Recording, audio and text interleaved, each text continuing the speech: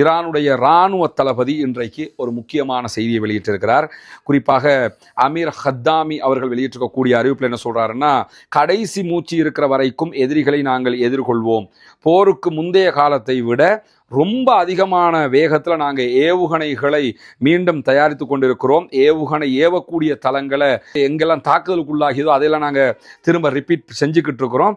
அதை தாண்டி ஆளில்லா விமானங்கள் ஏவுதளங்களை எல்லாம் ரொம்ப அதிகமாக நிரப்பிக்கிட்டு இருக்கிறோம் என்று சொல்லிட்டு அவர் என்ன சொல்கிறாருன்னு கேட்டால், ஈரானை போல வேறு எந்த நாடும் இப்படி பண்ண முடியாது, நாங்கள் மட்டும்தான், எங்களால் மட்டும்தான் இதை பண்ண முடியும் அப்படிங்கிறதையும் சொல்கிறாரு.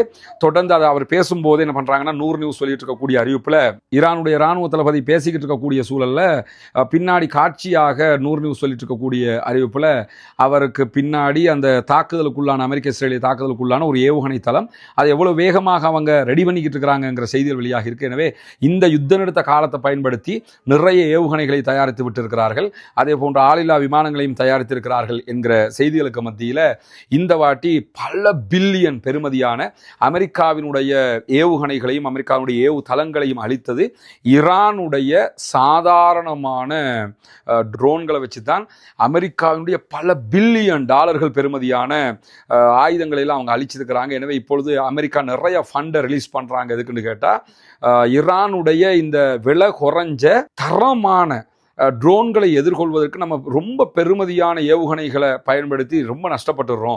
எனவே எப்படி நம்மளும் குறைஞ்ச லெவலுக்கு இதை பண்ணுறது. ஆல்ரெடி ஈரானுடைய ஷஹீத் வகையான ட்ரோன்கள் இருக்குது, அந்த ட்ரோனை காப்பி பண்ணியிருக்கிறாங்க அமெரிக்கா. வளமல அமெரிக்காவினுடைய ட்ரோனை தான் ஈரான்காரன் காப்பி பண்ணுறதுக்கு வாய்ப்பு இருக்குன்னு பார்த்த நேரம் போக இப்போ ஈரானுடைய ட்ரோன்களை அமெரிக்காக்காரன் காப்பி பண்ணக்கூடிய நிலைமை மாறி இருக்குது. தொடர்ந்து இணைந்திருங்கள். நாளைய தினம் இஸ்லாமாபாத்தில் நடைபெறக்கூடிய சமாதான பேச்சுவார்த்தைகள் தொடர்பான செய்திகளை உடனுக்குடன் உங்களுக்கு கொண்டு வந்து தருவதற்கு தயாராக இருக்கிறோம். ஆக்கிரமிப்புகள் ஓய வேண்டும், ஆக்கிரமிப்பாளர்கள் ஓய வேண்டும். காசா, லெபனான், ஈரான் உள்ளிட்ட பகுதிகளில் ஆக்கிரமிப்பாளர்களால் அப்பாவிகளுக்கு எதிராக நடத்தப்படுகிற தாக்குதல்கள் நிறுத்தப்பட வேண்டும் என்று அல்லாஹ்விடத்திலே பிரார்த்தனை செய்கிறார். அதே நேரம் தொடர்ந்தும் ஜனநாயக ரீதியாக குரல் எழுப்புவோமாக. வாஹர் தஅவானா அல்ஹம்துலில்லாஹி ரப்பில் ஆலமீன்.